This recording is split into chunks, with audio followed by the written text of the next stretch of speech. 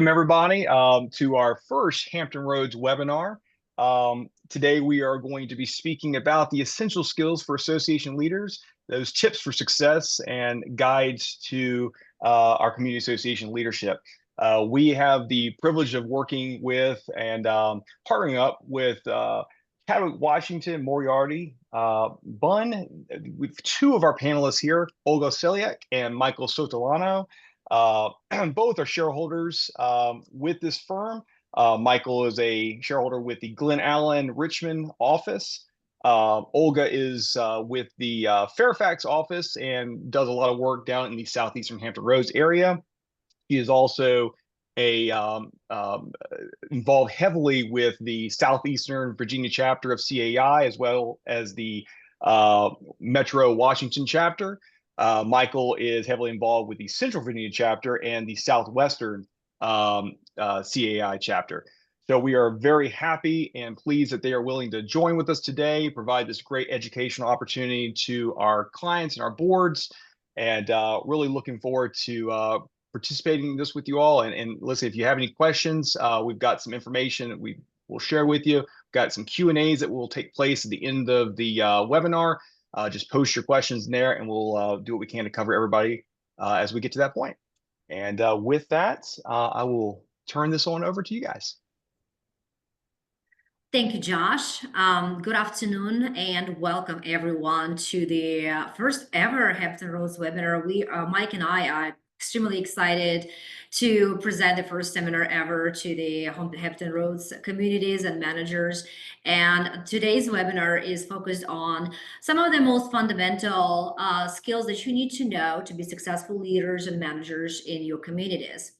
First of all, a quick legal disclaimer is that this information is not intended to be legal advice, as the legal advice must be tailored to the specific facts and circumstances of each case and each association's governing documents.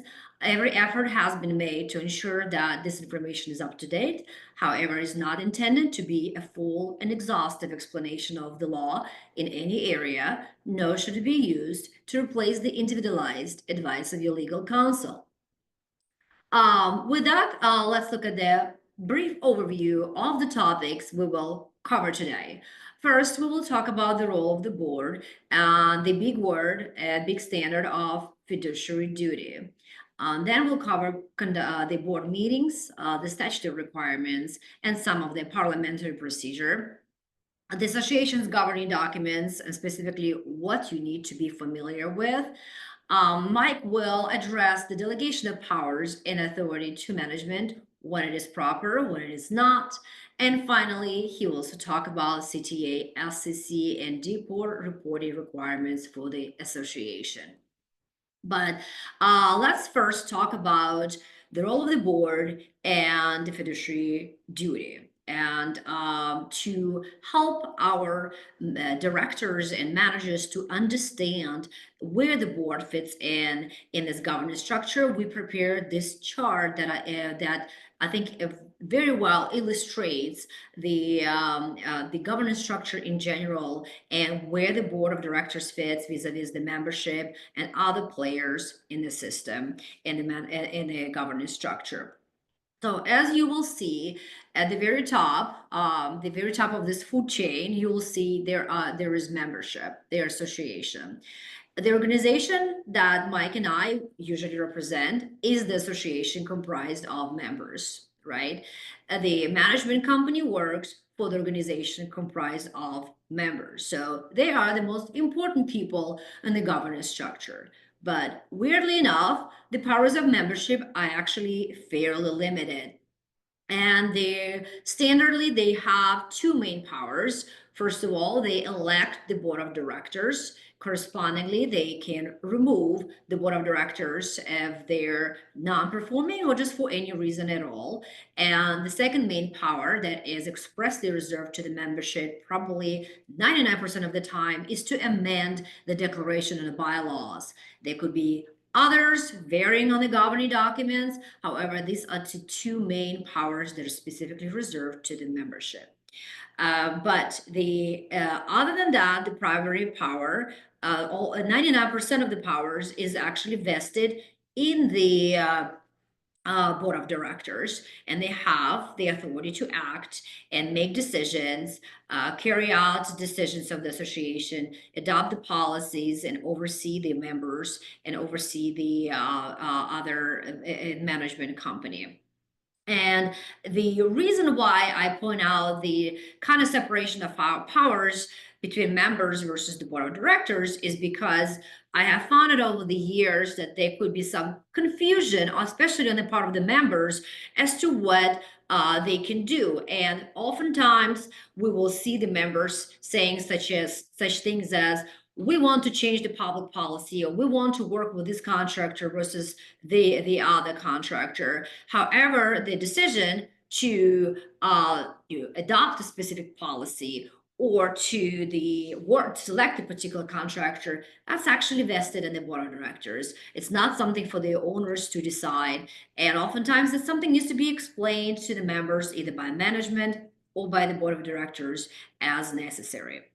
But the board of directors, all of them make the 99% of the decisions on behalf of the association. As you can see from this graphic structure, that they're not working alone, right? They actually get quite a bit of help. And the most important helper to the board of directors is your managing agent, because it is the managing agent who implements and executes board's decisions in between the meetings. They communicate with owners, they communicate with vendors and staff, and so what they do is the managers manage. There are other support system to the board of directors in the form of various advisors or experts, such as financial advisors, insurance agents, attorneys, and accountants. And there also could be service providers that work on behalf of the association in the such as landscapers, cleaners, or maintenance companies or contractors when necessary. But if you look at their governing documents, next slide, is that typically if you look at the bylaws, you will see that there's usually a pretty long laundry list of the powers and duties granted to the board of directors. And this is something you should be familiar with, jumping ahead a little bit here, but that's something you need to be familiar with in your governing documents as to what powers are reserved to the board of directors, specifically under your governing documents. Next slide. And for the most part, what we like our directors to be is like we like to our directors to see is that to be in their supervisory role, or policymakers, leaders, delegators, and first and foremost, fiduciaries and makers of business judgment decisions. And we kind of have found it over the years that if you it's when you start over micromanaging what the managing agent does or the landscaping company does, then it kind of sometimes you lose the bigger picture of the making the long-term decisions on behalf of the association, because the association is the business and the board of directors is the making decisions on behalf of the association that they believe to be in their best interests. Of course, if there is a problem happening, the board of directors is required to intervene and perhaps supervise the performance, but more often than not everyone kind of should stay in their own lane. The managers would manage, the board of directors kind of makes this big ticket decisions on behalf of the association. And next slide. And just kind of important reminder that even, you know, you all may be very super smart people, but you're not engineers, you're not accountants or lawyers or professional managers. And for the most part, you actually have other folks you can rely on who can assist you with providing an expert advice whenever necessary. And you should also remember that the expert advice does protect the board of directors in event when they making informed decisions on behalf of the association. And if you ever get sued, Being able to show that you have received expert advice and which supported your decision on behalf of the association could assist the board of directors and association in defense of a lawsuit. Next slide. Which brings me over to the fiduciary duty standard. That is basically a standard that the law or the judge and jury will look at you as the board of directors in the event you are subject to a lawsuit. And so you should be familiar with what is expected of you as part of your fiduciary duties. And the fiduciary duty is defined as the legal relationship of utmost trust and confidence between the board members and association members. It establishes a standard of care and legal duty for appropriate conduct and decision making by directors. And that is by the way, the highest duty of care at law. It's a very high standard, and even though the most of the directors are unpaid volunteers, they're subject to this such high standard because the association they actually manage a lot of money that doesn't belong to them. The money belongs to the community members, and they're paid through and funded for the common assessments, but the board of directors makes all of these decisions on what to do with the money, which is why the standard of fiduciary duty, the highest standard of law, is imposed.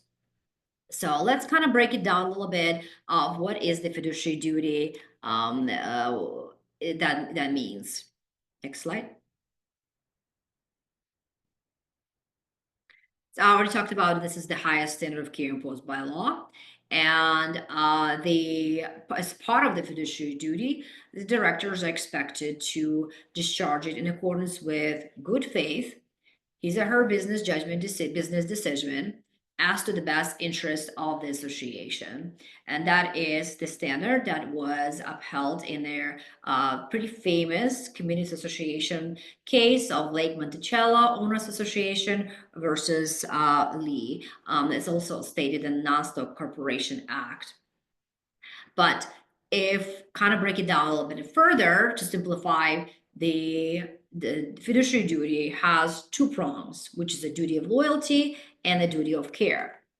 Duty of loyalty, next slide, also frequently referred to as the good faith, that essentially the duty of loyalty to the association, not to yourself and not to third parties. And the conflict of interest can arise when you make decisions on behalf of the association.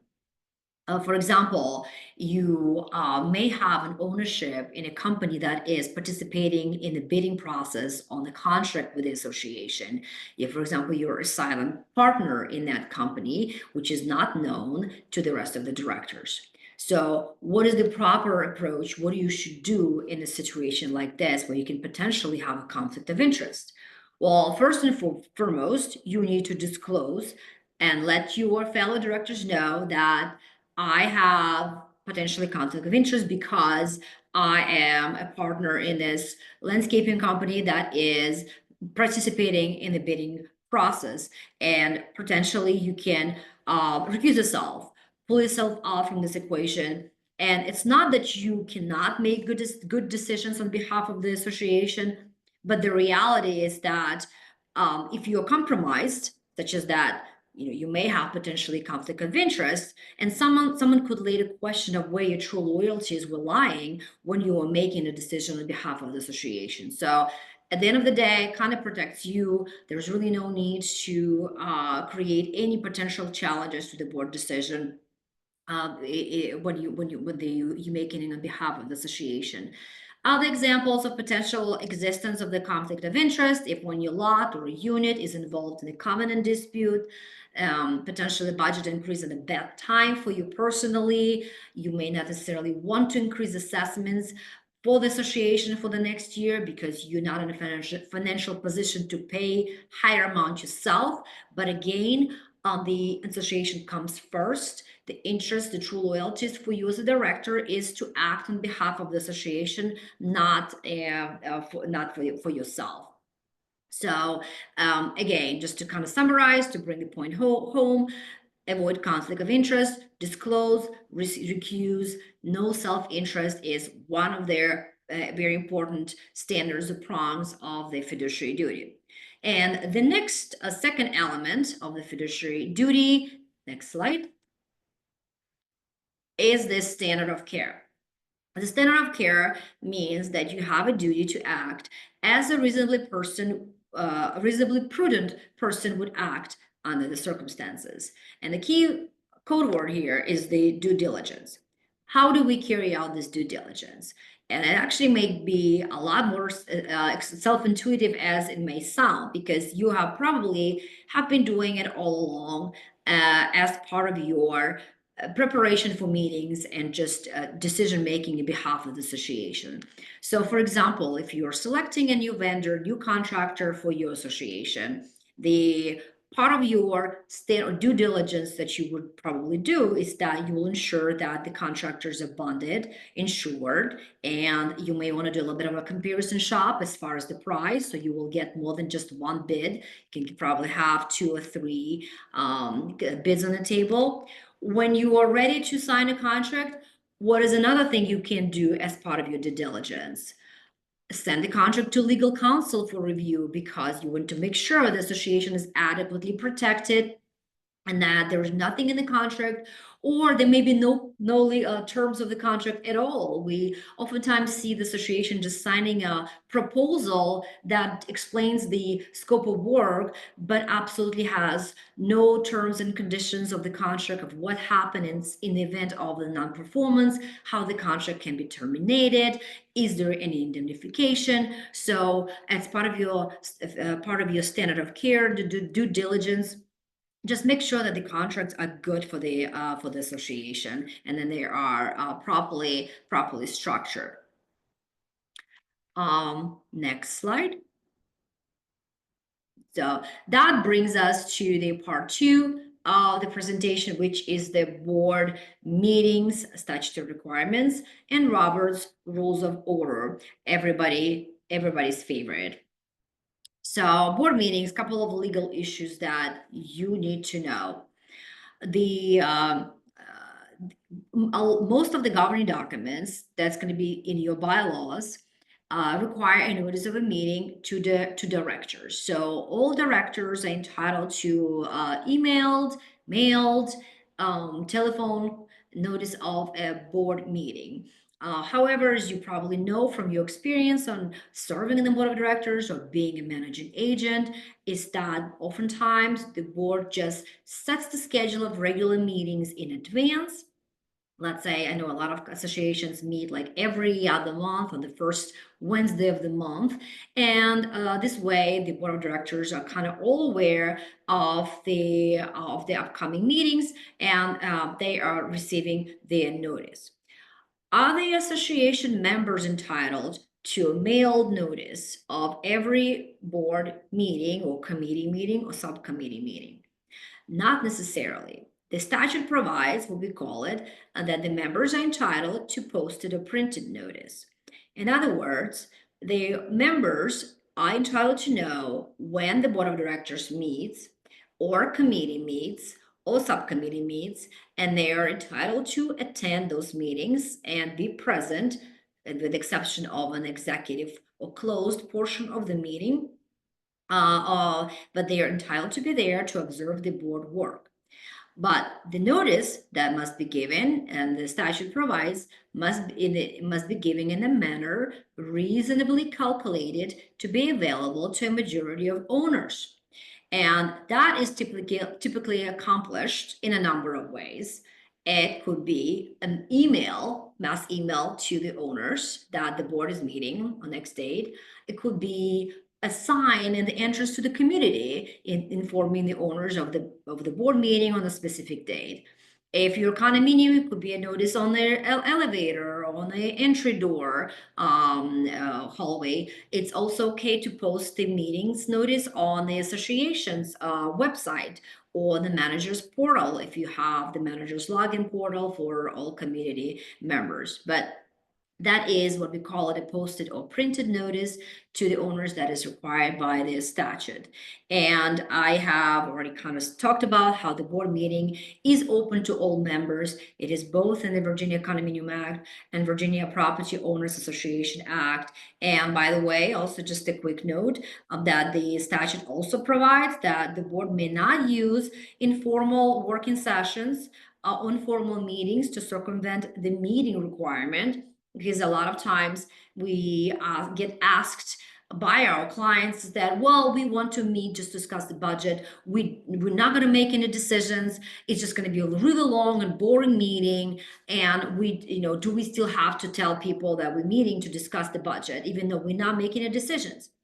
And the answer is yes, you still need to let your owners know that you're meeting, that you're having a working session to discuss the budget or what other purpose you may have. But as long as it has to be disclosed, because they still have a right to be there unless you're planning on going executive session only. Another statutory important requirement is the open forum or owner comment period, subject to the reasonable rules and regulations that can be established by the board of directors. And the typical reasonable rules and regulations that may be established is the time of the open forum. For example, could be in the beginning of the meeting, at the end of the board meeting, and the time limitation on how long each person may speak on the subject matter, typically, once again, between 2 and 5 minutes.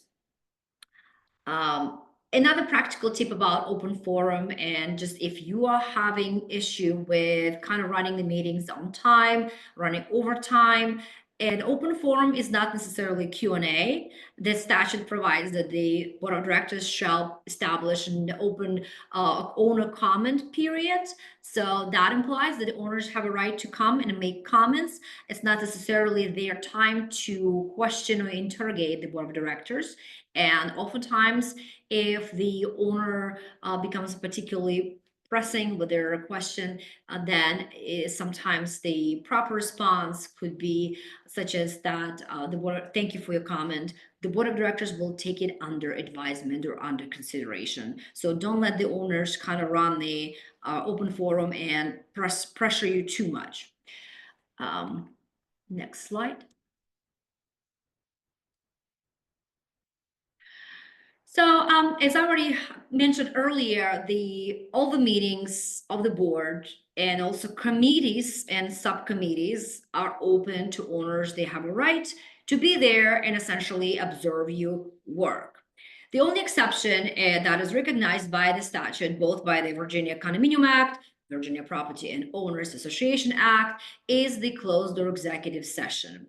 And it is important to understand how to properly convene and into executive session and come out of executive session. So when you go in executive session, you must make a motion to go in executive session and state the purpose. And the purpose for entering in closed session, again, is specifically set forth in both statutes. And that is personnel matters, consult with legal counsel, discuss, consider contracts, discuss pending probable litigation, matters involving violations of documents, and matters involving personal liability of members to the association or delinquencies. So when you go in executive session, make sure you make a motion to go in executive session and state the purpose or purposes. Because oftentimes we see just the minutes reflecting we went on executive session, motion to go on executive session, and there's absolutely no reason stated. I've also seen owners actually filing complaints with the ombudsman because the board is not holding executive sessions for proper purposes, or questioning why the board held an executive session on a specific date when the minutes didn't reflect a purpose. So be careful with that and make sure that you properly convene executive session and also come out of the executive session. Another important thing about the executive session is that you have to confirm decisions made in closed session when you re-enter open session. So any decision made in the closed session is going to be invalid unless you confirmed it in the open session. And the statute provides that to preserve confidentiality in some cases, you can make or confirm the decision with the subject matter reasonably identify the substance in the decision.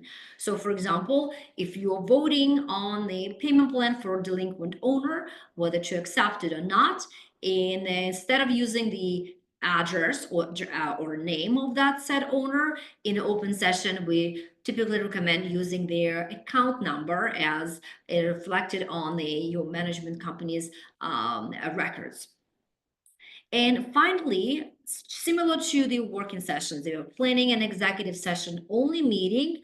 Out of abundance of caution, we recommend giving a notice to owners as well. You can tell them that we are having an executive meeting, but it is anticipated the board will promptly go into a closed session as soon as the meeting convenes to consult with legal counsel, for example. And that means that the people who are going to come just going to log on and watch you go in executive session without there being any open part of the meeting.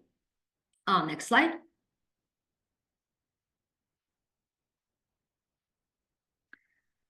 A couple of procedural issues regarding board meetings that could be helpful in holding meetings efficiently. And especially now when a lot of meetings are happening virtually or in a hybrid format, a lot of times people kind of lose a sight of the fact that this is still a business meeting, right? It is still has to be properly convened, clock properly adjourned, and probably properly handled. And how do we manage or handle the meetings? With the help of a law from the Robert's Rules or Parliamentary Procedure. And by the way, a lot of governing documents, if you look at your bylaws, actually state that all meetings must be held in accordance with the Robert's Rules Procedure, Parliamentary Procedure.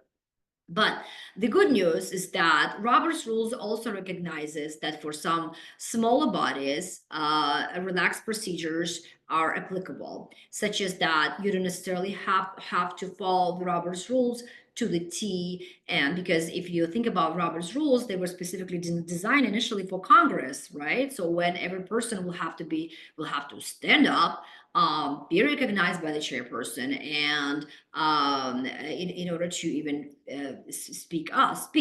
So while you can see you probably don't stand up, right, when you would like to be recognized by the chairperson, and you don't necessarily always make the point of order comments throughout the meeting or make other inquiries. However, the Robert's Rules, the following some of the minimum requirements is also very helpful to control the meeting, right? To make sure your meetings are running smoothly, running on time, and also to protect your meetings from the peanut gallery of the owners who may try to interrupt the board of directors making decisions. So a couple of minimum procedures that you should follow all the time.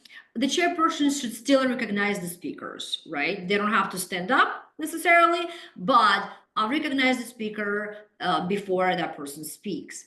Motions must be seconded or they considered or they die. And we'll talk about that in the next slide. Remember to formally convene a meeting, recess, and adjourn, and obviously take minutes and approve the minutes of the prior meeting at the next meeting. Next slide.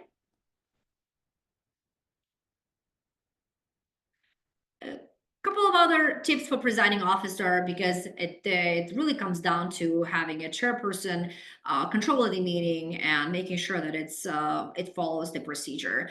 If you are going to have any time limitations for an open forum, for example, explain them in advance, because if somebody starts speaking and then you interrupt them, they may think that they've been interrupted because you just don't like what they have to say, rather than because of the any time limitations. And the maintain the order and decorum, follow the proper procedure. If people are kind of misbehaving, it's proper for the chairperson to kind of remind everyone that this is a formal business meeting and to stick to the agenda. Okay, next slide. taking an action at a meeting, a motion. So the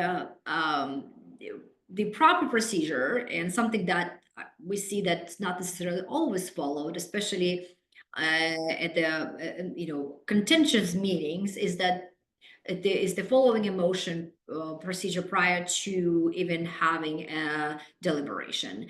Sometimes the meetings are not run very well. What happens is that people just keep talking over each other, arguing with each other, and we've seen meetings going on and on for like hours on end.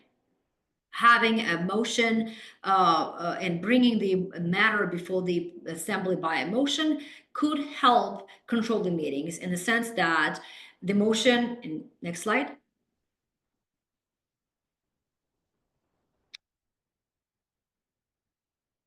in a sense that every subject matter that the member wants to bring before the assembly must be made by a motion. So, and the motion must be seconded or it dies. And why is there a second of the motion? That is because second usually exists to illustrate that there is enough interest among the members of the assembly for there to be a debate. And if it's the subject matter only of interest to one director and nobody else really cares about it, then there's really no need to waste volunteer time to talk about something that's not important. So if the motion is brought forward and there is no second, the motion dies and there is no need to debate, right? So that's one way of controlling meetings that sometimes can get out of control, or one member trying to push the agenda and just speak on hours on end before when the subject matter is absolutely no interest of anyone else. So when the motion is seconded, then there could be a debate. The chair should restate the motion, and they should ask if there's any discussion. When the discussion naturally comes to an end, usually pretty obvious, then the chair puts the motion to a vote, and those who in favor, those who opposed, voting, and the votes are documented in the minutes. If you're voting yes or no on a particular motion, make sure that your vote is reflected as such in the minutes. It could be extremely helpful later down the road. We had, for example, one case where the association got sued for a decision they made, but they had really good minutes, and the minutes reflected that one director voted no. So he was actually dismissed from the lawsuit early on because they had a good record. He voted no, so he kind of got out of it fairly quickly, and it was highly beneficial. And it's actually a good example, good illustration as to why you should take proper votes and proper minutes. Which brings me to the next slide about the minutes. Oh, I kind of already talked about the debate on pending motion. So they just, again, the chair's job to make sure the debate is followed properly. But here's the minutes. The minutes is a record of the actions taken, right? It's not a movie script. It should not be verbatim. It should not be a description of everything, every single word that was uttered at a meeting. Minutes should be brief, concise, and clear, and just document the report of the vote of the director, and report who was present, who made a motion, and how each director which voted, whether the motion passed or not. So minutes must be approved at the very next meeting. Don't forget that. And the voting in meetings is usually open. So when you vote in this subject matter, it should be a voice vote. However, there's one secret vote. There's allowed by statute, and that is a vote at the organizational meeting for your officers. So when you're electing your president or your vice president at an organizational meeting, and there are a few people vying for the position of the president, just kind of keep it a little bit more, less awkward. You can make that vote a secret vote. Next slide.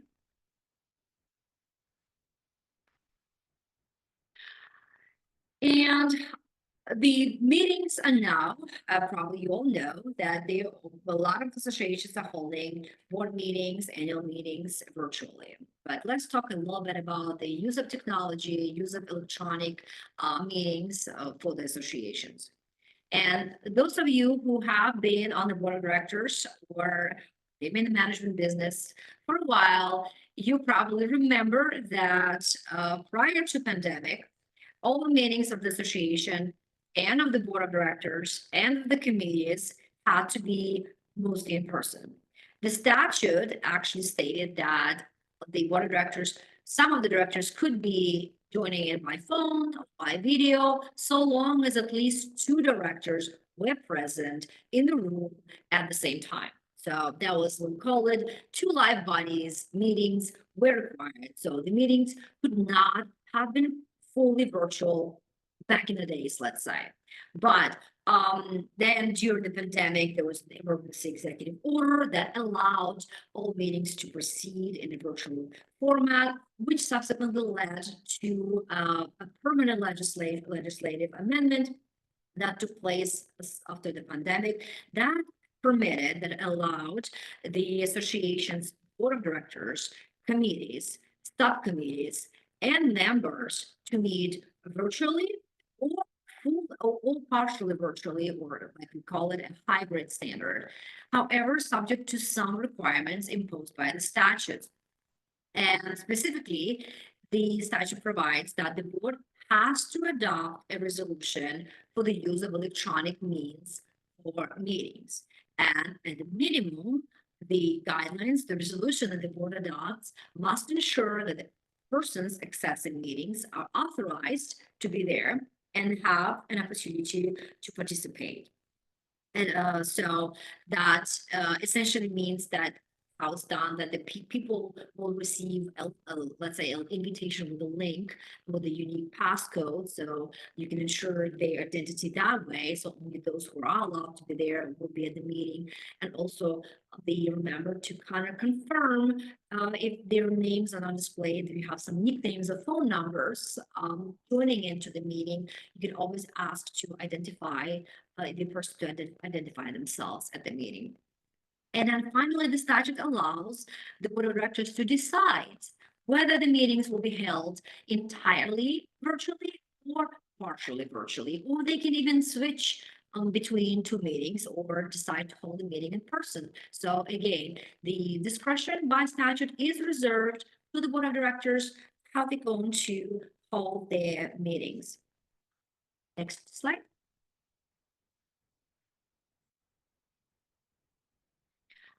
So we were talked about how they have to be able to verify the owner's identity or proxy's identity. And so the owners, the platform that you use, Zoom, Google Meet, so most of them are pretty good about that, but they have to be able to allow the owners to participate in the meeting in terms of they should be able to hear and be heard if they would like to make a comment at the comment period. The host, the chairperson can host the meeting by, for example, muting and unmuting people when they're recognized to speak, and just generally controlling this screen. And another comment, another requirement actually by statute is that those owners who do not have capability or interest of attending meetings and virtually must be giving an alternative means of attendance. There have been no further explanation or amendment to the statute to explain what kind of alternative means will be sufficient, but we have interpreted it in a way that, for example, the owners can either submit written comments in advance, maybe attend by proxy, or the board could convene a hybrid meeting to accommodate those that do not wish to participate electronically. Next slide. And another, what I call it, a pretty great legislative amendment is that e-voting. The statute provides pretty much both the Virginia Condominium Act and the POA that unless the governing documents prohibit any voting, any signature that is required to be obtained by the declaration or under the act can be accomplished by using electronic means.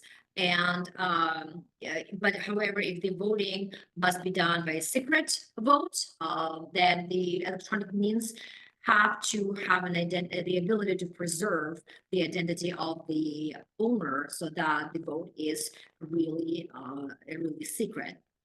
So the board should probably authorize the voting electronically, which is commonly done by the same resolution when you adopt the resolution for electronic meetings, guidelines for electronic meetings. Typically, the resolution will also include the provision of paragraph regarding the voting or electronic voting of the association. And this is significant, I think, amendment. It's a great amendment because it has helped many associations to successfully hold annual meetings when they were seeing the lack of participation in the past in meetings in person. And I've also had clients who have successfully utilized e-voting for governing document amendment, also voting on ordering of the loan or levying of a special assessment, because it's a lot easier.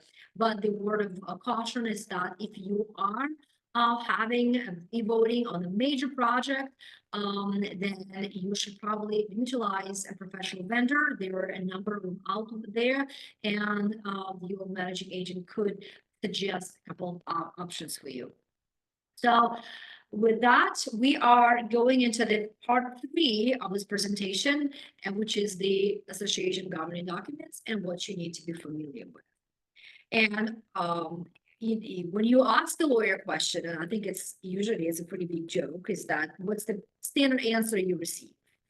It depends, right? And we are answering that question not because we're trying to be cute or evasive, but because usually the answer to the question will depend on so many different factors, such as the law and its application to specific facts, and for community association on your governing documents. Every single set of governing documents is different, and there are some similarities. However, it's always recommended to check your association's governing documents in the event that you need an answer to a specific question.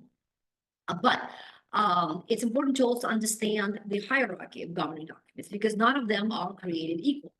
So real quick, at the very top of this hierarchy is going to be the statutory law, the statutes, the Virginia Condominium Act and Virginia Property Owners Association Act. They outline the general powers and duties of the associations, usually subject to the association's governing documents.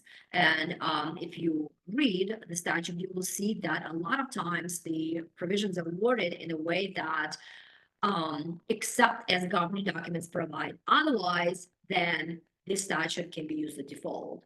Or they can also be written that to the extent, only if to the extent the reported governance expressly so provide, then the association can do this. So there is a very close interrelation between the statute and the governing documents, but a lot of times the statute will control. A few other laws requiring compliance they should be aware of is first of all, the Fair Housing Act is big. It will trump your governing documents in terms of you may be required to make reasonable accommodations in the policies, in the governing documents to accommodate a disability, employment law, telecommunications act, and taxes. Same on the state level, there's a Virginia Fair Housing Act, a workers' compensation law, and also keep in mind the local ordinances, codes, and zoning regulations. Next slide. For each association, and depending on what type of association you are, you will have the following set of documents. You will likely going to have recorded map, plat, or plan, both for an HOA or for the condominium. There is also a declaration, a master deed or CCRS. Articles of incorporation will be in existence if your association is incorporated. Very rare for condominiums, always required for property owners associations. Then you have bylaws, and at the very bottom you have the rules and regulations, which are adopted by the board of directors pursuant to the powers that are vested in them by the bylaws. And you need to know what kind of community you are in order to properly read your governing documents. There are three main types of communities. There's a planned community, which is usually colloquially referred to as an HOA, condominium, and cooperative. Next slide. In a planned community, the owners own a lot, as well as they own a home or a unit. The community owns the common areas, such as the clubhouse, the tennis court, pool, the trails, sometimes the street, for the use and the benefit of all. So the association owns the common areas, and the owners have the exclusive right of use and easement over this areas that are owned by the association. In a condominium, the ownership is a little bit different. The owner owns the living unit as defined in the declaration or master deed, and a small percentage of the common elements. So all owners in the condominium essentially owns a little percentage of those common elements that are managed and by the condominium. And that could be, for example, roof, landscapes, lobby, balconies, elevators. That's like a common form of ownership in a condominium. And in a co-op, which they still do exist, I have a lot of co-ops in the DC, couple in Virginia, but in the cooperative, the owner owns a stock or membership in the association and holds a proprietary lease or occupancy agreement for his or her living unit. It's a very different structure because you don't actually own the land, you only own shares. And next slide.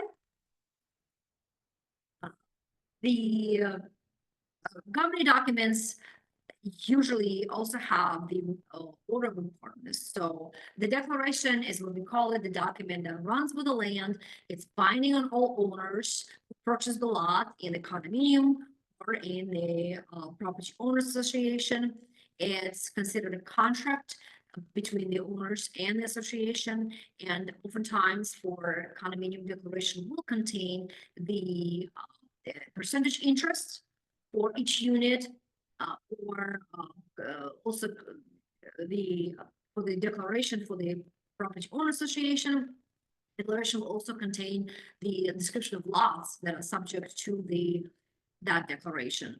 The bylaws for the condominium are always also recorded as part of the declaration, sometimes like an exhibit to the declaration, and they are for the condominium just as equally important as the declaration because it's recorded in land records of the local court.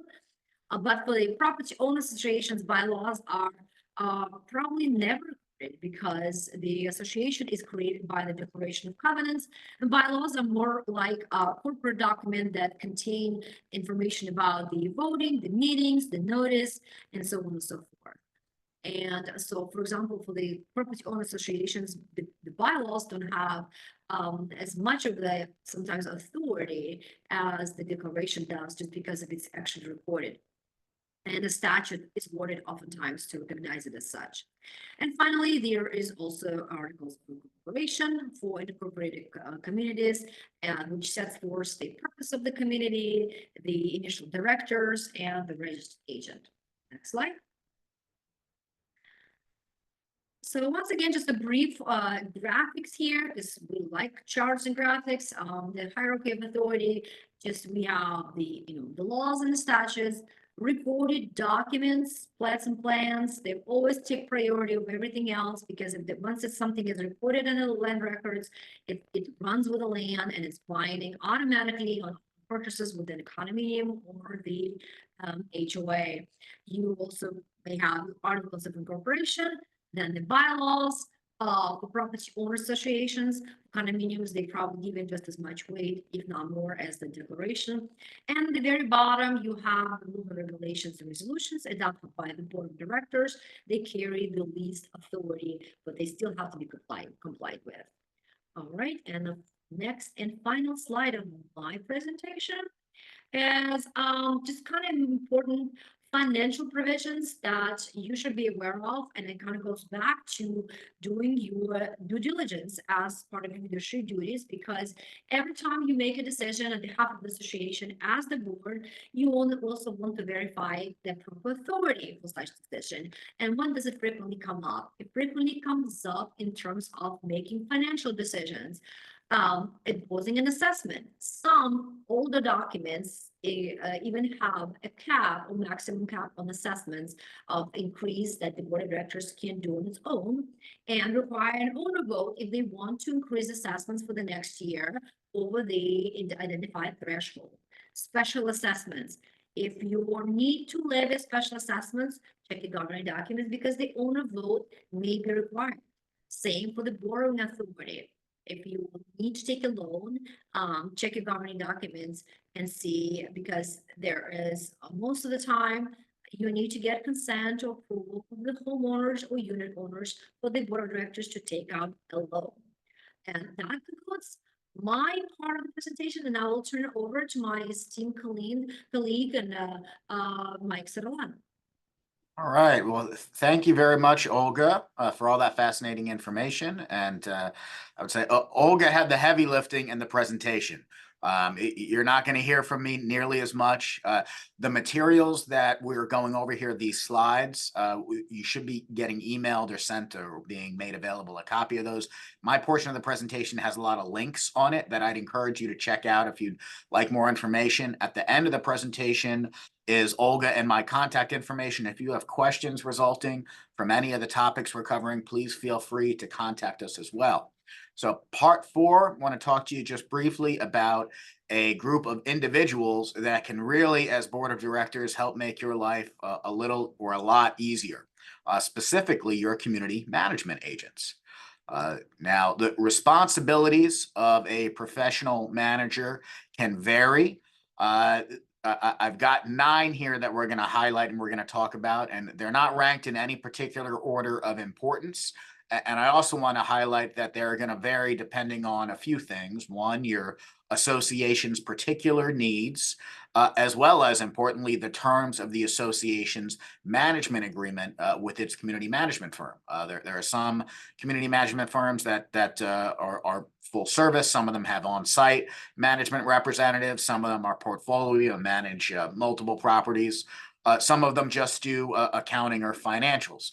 So it's important at the onset of the relationship with your community management firm that you ask questions and determine the scope of responsibility, scope of help that your particular community might need. And then your particular community management firm, EGF, of course, could be able to tailor and scope that representation to what the community's needs are. First, management are responsible, or they can be delegated the responsibility of coordinating and supervising community activities or maintenance activities in the community, such as landscaping, repairs, snow removal, trash pickup. You want to make sure that you're aware as board of directors what the scope of the association's responsibilities are in your governing documents, those documents that Olga just told us about. And as well, in a lot of sets of governing documents, it may even cherry pick that certain tasks or responsibilities can be delegated to a managing agent, and some of them maybe shouldn't be. And we'll talk in the next slide about some of those that, from a bigger picture perspective, are more proper for boards of directors to handle. But for the purposes of this slide, keep in mind that managing agents can typically be delegated the responsibility of coordinating and managing and supervising certain responsibilities or activities of the association, such as maintenance. As well, they can be delegated the responsibility to manage human resources or employees of the association. They can help ensure compliance with various state, local, or federal regulations. They can assist with making sure that employees are paid, handling payroll, conducting employee reviews, or even if properly delegated and certainly subject to board oversight, interviewing and hiring and potentially assisting with the decision of terminating employees. Again, each community is different. Your particular community may not have the need for any direct employees, or they may. Management can assist as much or as little as the contract that the association has with them dictates, and as much as they're in the position to, depending on the particular facts and circumstances. They can also, in this regard, assist, and we'll talk later about this, with helping the board vet potential contractors to work with, and as well soliciting bids and assisting with executing and executing of contracts and review to confirm that that work that's being contemplated is actually being performed. Additionally, management agents can advise on regulatory issues and compliance with certain requirements, such as fair housing matters or fair debt collection practices matters, and FCC and tenant regulations. And more than this, in consultation with the association's legal counsel, which should be solicited when questions come up. Again, part of what the board's responsibilities under their fiduciary duties, as Olga had laid out, is that they're responsible for performing their due diligence when making decisions that impact the association. Part of that due diligence may be consulting with professionals, whether that may be the managing agent or somebody more specialized, legal counsel or a tax professional. The managing agent can be very helpful in determining with the board, hey, we should probably maybe outsource this or seek some consultation with a professional. They can be helpful in determining when that's appropriate and actually seeking out that third party professional. Additionally, they can handle or assist with the association's communications and social media or social interactions. Any sort of social media use, strongly encourage boards of directors to adopt an appropriate policy that outlines the scope of who's responsible for posting, what can be removed, how often it's supposed to be updated. The social media policy is what typically I think of in that regard. But certainly that's a task that can be delegated to the association's management agent. Again, though, buck stops with the board. You always want to make sure that the board has some sort of control or oversight in regards to those types of communications. Managing agent can also be responsible for accounts payable, accounts receivable, providing bookkeeping services, filings, if it has to do with court filings or something, certainly in conjunction with legal counsel, and maintaining and sending correspondence on behalf of the association. Again, the particular scope of responsibilities for your managing agent should be spelled out in your contract with them. But frankly, the scope of the responsibilities for any of the vendors that you're working with really, for most, if not all, types of relationships, it would be the association often would be best served to have the terms of the agreement reduced to writing and agreed on, signed by both parties. The association's management agent can also assist with managing the association's financing, whether that's creating budgets or in conjunction with the board and oversight, determining how certain costs should be budgeted, collecting assessments, again, pursuant to ideally in conjunction with an association's collections policy that's been adopted by the board of directors. And if necessary, if there's a delinquency issue or owners aren't paying on time, using a legal counsel or with the assistance of legal counsel to file liens or lawsuits. Additionally, the management can assist with analyzing reserves. Again, the assistance of another professional reserve specialist or engineer could likely be helpful in generating a reserve study that could be used in conjunction with determining the budget for the association. As some of you may know, the Virginia Property Owners Association Act and Condominium Act, they do have certain requirements in regards to reserves. Association board of directors are supposed to conduct a reserve study at least every 5 years, or an update of it at least every 5 years. And annually, when determining the budget, they should be consulting that reserve study to make sure they're putting away sufficient amounts of reserves in order to best protect the association. There's not necessarily a requirement that your reserves have to be funded 100% with what the study recommends. However, there is that affirmative requirement that the boards do have to consult that study and take it under advisement. And certainly I would argue that in order for the board to complete its due diligence, it should be consulting the reserve study when determining budget and determining how much to put aside with reserves. Again, your managing agent can assist you in soliciting bids from service providers to prepare that reserve study, and it can likely also help assist the board in interpreting that and making decisions, or at least giving them some parameters and some good advice in regards to making decisions for budgeting reserves and other types of matters of that nature. Again, they can also help with pursuing delinquencies and unpaid assessments subject to oversight by the board and in connection with likely the assistance of a lawyer or some other professional in regards to filing liens and lawsuits and seeking to collect on those as appropriate. As I mentioned already, management can also work in tandem with the association's other professional partners, such as attorneys, tax professionals, as well as insurance agents when needed. Important part of fulfilling the board's fiduciary duties is consulting with these types of professionals when the board believes it's needed and when it would be appropriate in order for it to fulfill its responsibilities. Some governing documents will also allow for the managing agents to be delegated officer duties. So sometimes they can even be named as officers. Again, each community's governing documents are different. You'd want to check in your bylaws or your articles to see if there are certain restrictions on officers having to be members of the association or the corporation, or whether they have to be members of the board of directors. Sometimes those are specific requirements, but regardless, management, even if not expressly delegated to be an officer, they could certainly work in conjunction with that officer towards fulfilling their duties. Again, to the extent that the management contract supports that that's something which management is required or allowed to participate in. Additionally, they can assist in preparing proposals and screening potential vendors or other sorts of contractual arrangements, depending on the scope of services that the board is looking to outsource, or the type of assistance from a third party that it's looking to solicit.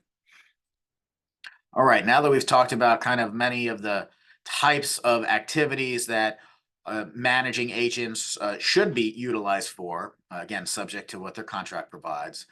Now let's talk about some things that maybe they shouldn't be required to. As a summary of some of the typical tasks, which I would say are a little beyond the pale of what we should be expecting from our management agents. Managers should not be expected to perform duties that are specifically assigned to the board in their governing documents. Again, Olga laid out kind of a good description of what your governing documents entail. One of the major ones that comes to mind is making rules or setting policy. Management is in the position that they can be implementing policies or decisions by the board, but again, buck stops with the board. Board's the decision makers. Board is the one that has the fiduciary duties and responsibilities owed to the corporation, to the association and its members. Encompassed with that should be the responsibility to determine rules and set policy. Managers are required to operate within the budget, and they shouldn't be signing checks over a certain amount or without specific authorization.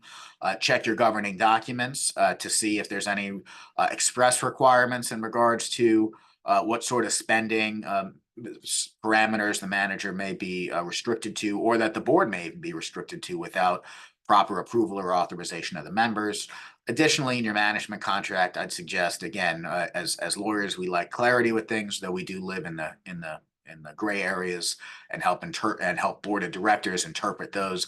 Always best, or at least what I have found has been helpful, is when the parties are on equal knowledge and footing, and addressing in the management contract what the limit is that the manager is allowed to spend without seeking express board approval is something helpful that can be addressed in a management contract. Managers should not be waiving rules such as late fees or negotiating with residents about rule compliance unless authorized by the board and unless there's a good reason that's shown. Oftentimes I'll see in collections policies that there will be some sort of a limit where the manager does have the ability to maybe grant or waive one late fee without seeking express approval by the board. Nothing wrong with that. Just make sure the parties, again, have an equal understanding about what they are and should not be doing. Managers shouldn't be overseeing the annual audit. We should get a third party to do that. Again, a tax professional of some sort. Managers it shouldn't have the final authority in hiring or terminating vendors or employees. Again, that's a decision for the board, though certainly, as I mentioned before, that's the advisory capacity of that is certainly something that can be invaluable from a managing agent, given their experience in the industry, and it's certainly something that a task that they can be responsible for in conjunction with the board making that final decision. Managers shouldn't be the one initiating, signing, or filing a lien against a homeowner. Principal officer of the association is what the statute provides, is required to sign liens, assessment liens that are filed, and land records. Generally, that principal officer or any other officer that the governing documents or the declaration may dictate. Typically, it's going to be the president. But again, a long way of saying that the manager shouldn't be signing documents on behalf of the association unless the board expressly allows, and there may be some state laws that prohibit a manager from executing certain documents, such as a lien on behalf of the association. Managers should also not dispense legal advice or otherwise practice law without a license. And frankly, nobody should. There are statutory penalties for practicing law without a license. But more than that, we shouldn't be asking our managing agents to offer advice outside of their areas of expertise. Again, if there's a question or a concern regarding whether or not a particular responsibility or task can or should be delegated to management, check the contract first, and also consult with legal counsel if there are still questions. All right, I'm not going to go over in detail what the professional manager qualifications are. It's important, though, and it's a great way to recognize qualified professionals in the management context. Utilizing these professional manager qualifications, they're generated by a CAI, the Community Association Institute, and CAM ICB. The various levels that are spoke to on here. CMCA, Certified Manager of Community Associations. These managers have demonstrated fundamental knowledge in managing community associations by passing a rigorous exam administered by CAM ICB. There's also continuing education requirements for all of these certifications. PCAM, these managers have passed the CMCA exams already, that first level. They've also passed additional education courses in facilities management, communications, leadership, governance, insurance, and financial management. They've got a 5-year manager requirement, and as well, and I've heard it's very difficult, is the comprehensive case study exam associated with getting a PCAM. There's also continuing education requirements for PCAMs. LSM is a large-scale manager. That's an additional designation reserved for having those managers who've managed a large-scale community with a minimum of 1,000 units or a minimum of 1,000 acres or an annual operating budget of $2 million. And then in regards to association management companies, AAMC stands for Accredited Association Management Company. They need to have at least a PCAM as the company's senior manager, have at least 50% of their managers holding a professional credential such as a CMCA, AMS, or a PCAM, as well as manage communities associations for at least 3 years. With all of these designations, there are also certain professional requirements that they have to comply with. All right. Now I want to go over kind of briefly some, the CTA Corporate Transparency Act, which has gotten a lot of press and a lot of attention this year in the common interest community industry landscape, as well as briefly go over kind of the SEC and DPOR reporting requirements that board of directors should be aware of, especially in regards to the SEC if you're an incorporated entity such as a non-stock corporation. So first, we're going to talk about the Corporate Transparency Act. This was introduced in 2019 as a result, and it's referred to as the CTA. You'll hear me say CTA often instead of Corporate Transparency Act. But as a result of the CTA, a federal database was created to contain and maintain certain beneficial owner information for each entity that met the definition of a quote unquote reporting company under the Act. The database of beneficial owner information is kept by an organization known as the Financial Crimes Enforcement Network, which is part of the U.S. Department of Treasury. The acronym for that we're going to use in this presentation is FinCEN.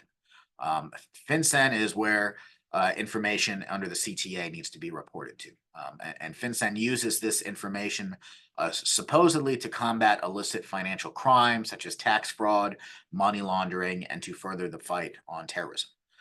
Prior to the CTA, there was not a centralized database or requirements for individual states that individuals be registered their personal information of this nature with the federal government for this purpose. Now, many other countries prior to the CTA being enacted, however, have approved or put in place laws very similar to the CTA and requirements that individuals have to register personal information who are decision makers in these types of entities with the federal government or with the centralized government.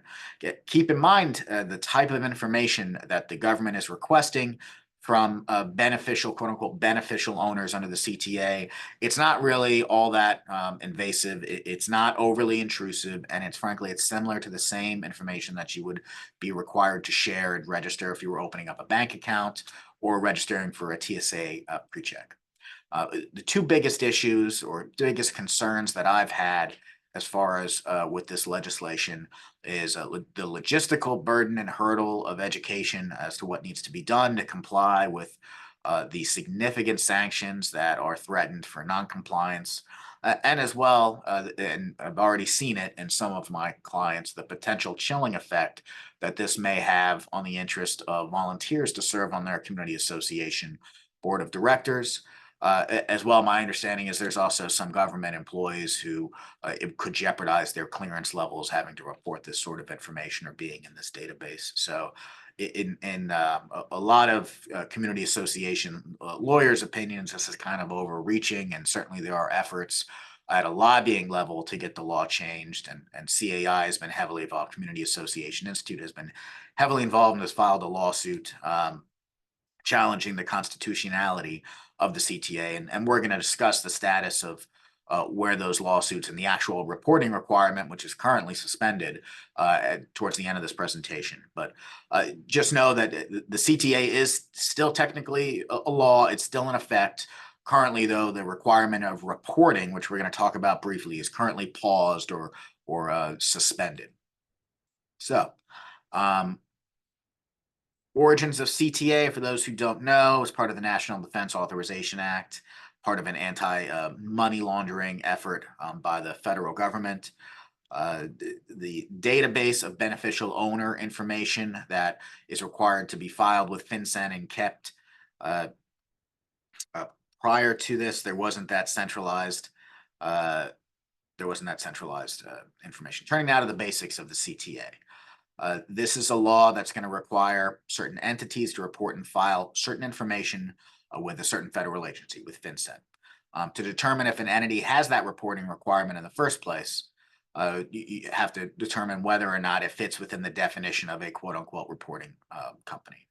The CTA defines a reporting company as a corporation, limited liability company, or other similar entity that is created by the filing of a document with a Secretary of State or similar office under the law of a state or Indian tribe. And if considered a reporting company, the second step to determining if information regarding whether beneficial owners of the entity must be filed with FinCEN is going to depend on if there is an exemption which relieves the reporting company from having to file. And we'll talk about what those exemptions are shortly. If the association is considered a reporting company, and as a non-stock corporation many are, and doesn't qualify for an exemption, who needs to actually report and what information needs to be reported? Well, beneficial owners of the company, and we're going to talk about who those are required to report the following information: full legal name, birth date, current residential street address, including updates when appropriate, and a unique identification number. Now, this could end up being a FinCEN ID number, which we're going to talk about shortly, and which I would recommend directors who are going to be considered beneficial owners obtain to ease in this process. Or instead of a FinCEN ID number, it could also be a driver's license number, a passport, along with a copy of that document. For FinCEN, for the FinCEN ID number, be aware you do need to initially submit a copy of your photo ID. However, once you obtain your FinCEN ID number, the nice thing about having your FinCEN ID number is you don't need to actually upload a copy of the ID when you're doing your BOI filing with FinCEN.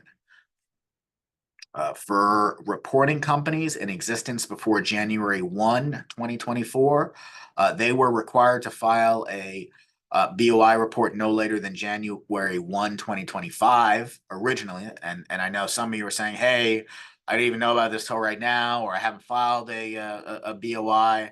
Is that a problem? Well, right now, technically it's not. And we'll discuss shortly the case that's pending in the federal court that has stayed or paused this requirement. But be aware that if the decision in that case is in favor of the federal government, saying that, hey, CTA is constitutional and this reporting requirement is going to be enforced, or the court at upcoming arguments in that matter decides to reverse the stay that's currently in effect, there may be that reporting requirement coming into effect, and who knows when the court could have within their authority to say that reporting companies are obligated to have their reports filed by January, when they could theoretically reverse it, and anybody who hasn't filed is late. Now, I don't think from a practical perspective that the federal government or the federal court system is going to rule in such a manner as to there's probably going to be some sort of a grace period, but suffice to be aware, what the law does provide as well is companies created in 2024, they have 90 days from their creation date to file, and companies created and registered on or after January 1, 2025, they've got 30 days to file their BOI reports with FinCEN. And please know, we're going to talk more about the benefits of board members obtaining FinCEN identifiers, but one of the important reasons, or one of the best reasons to do that, is that once you have your FinCEN ID, if you change your address or something, that director goes on, changes their address with their FinCEN ID, that automatically updates the BOI report, and the entity doesn't necessarily have to file an updated or an amended report just because one director has changed their address. So I mentioned many community associations are going to fall into the definition of a reporting company. Is your association going to fall within that definition? Well, pursuant to guidance from FinCEN, one thing is clear: an association, a common interest community association that's an incorporated non-stock corporation, unless it falls into another exemption, which we'll talk about shortly, is going to be considered a reporting company that if and when the CTA is back and the reporting requirements are back in effect, that beneficial owners of those reporting companies are going to be required to file and submit their information. For unincorporated associations, such as some condominiums, the answer is a little less clear.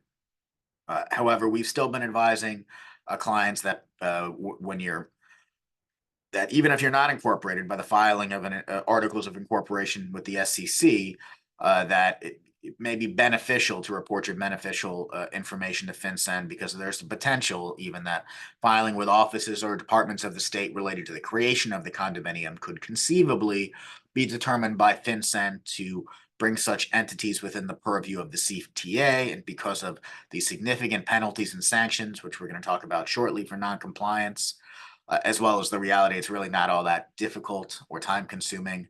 We generally recommend associations, even unincorporated condominiums, provided they don't fall within an exemption, go ahead and register and file their beneficial owner information with FinCEN.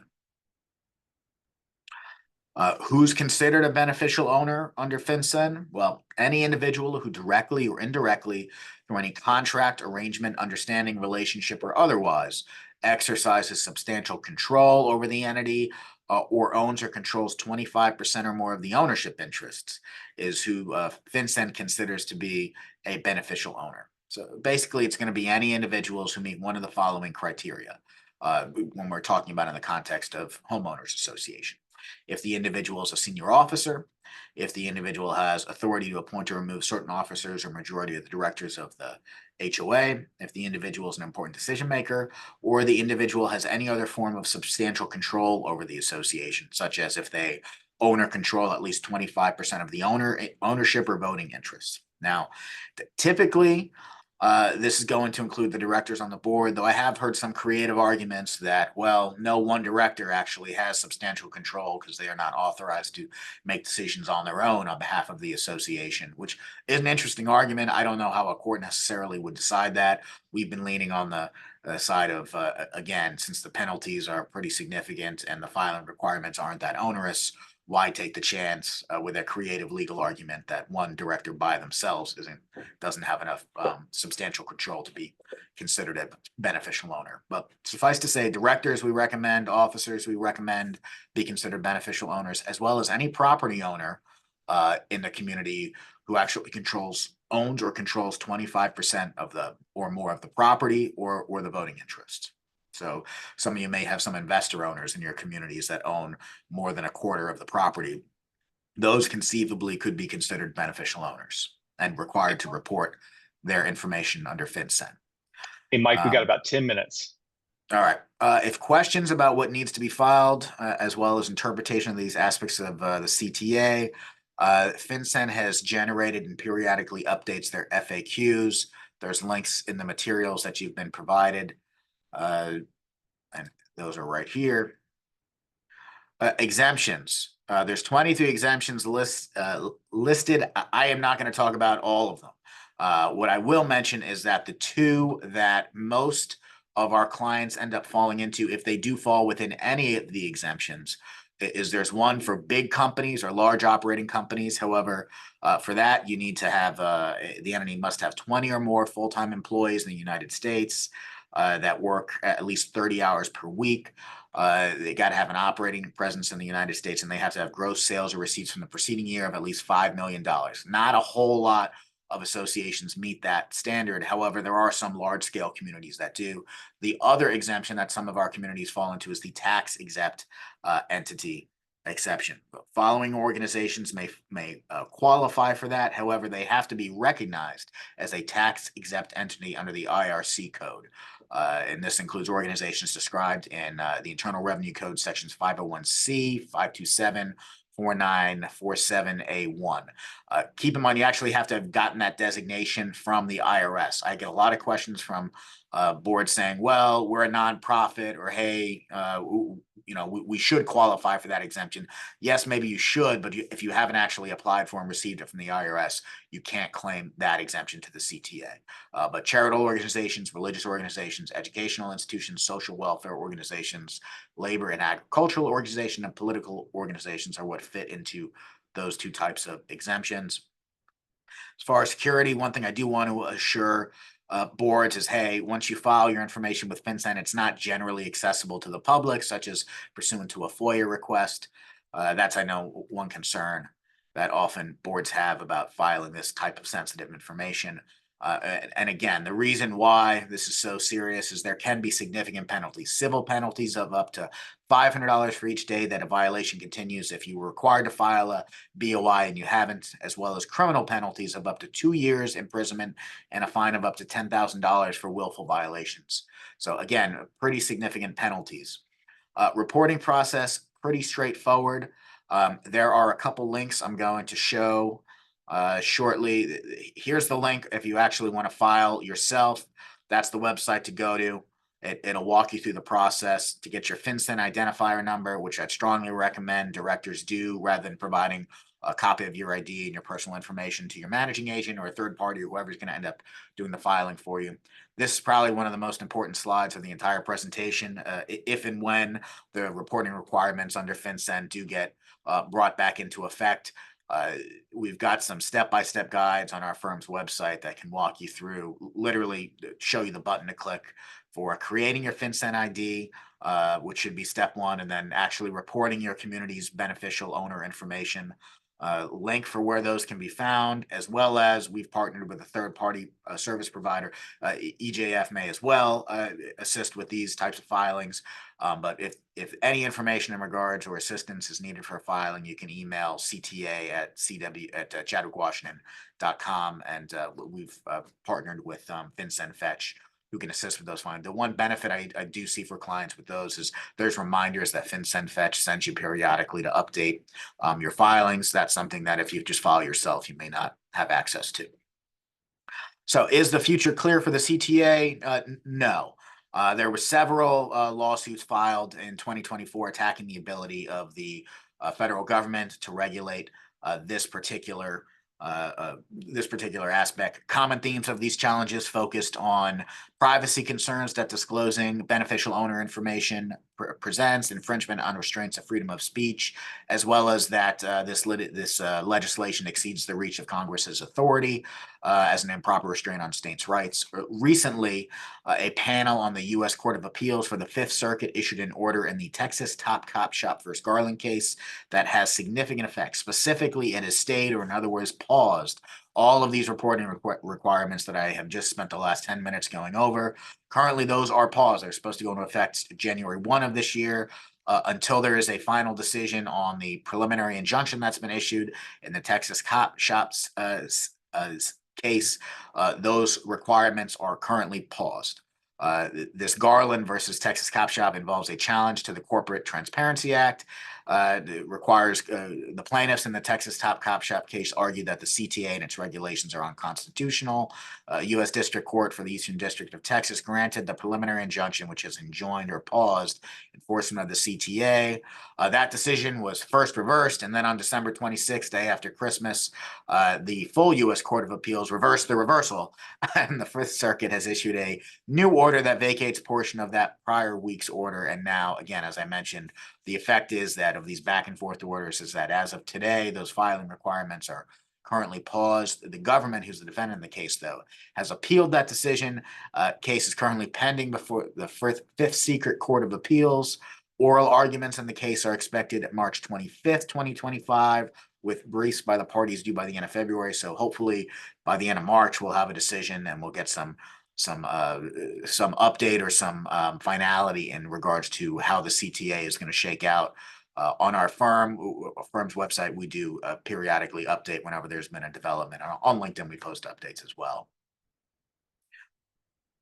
All right, briefly, DPOR filing requirements. Associations have to register with the Common Interest Community Board. There's requirements that registered associations have to file annual reports. There are certain fees associated with that. Additionally, if you are a Common Interest community that's registered, there is a Resale Disclosure Act. There's certain resale requirements that you're required to issue in conjunction with your management agent. If owners request in conjunction with the sale of the property. And as well, be aware that every 12 months, that needs to be renewed with DPOR. SEC, if your association is an incorporated entity, which many homeowners associations and property owners associations are non-stock corporations. Non-stock corporations created with the filing of its articles of incorporation with the State Corporation Commission. Certain prerequisites need to be included on that filing. Strongly suggest you work with counsel in preparation of an articles of incorporation. There are certain maintenance filings required annually to maintain that filing status with the SEC. An annual report needs to be filed, updated officers, directors included in that information, and a fee needs to be paid.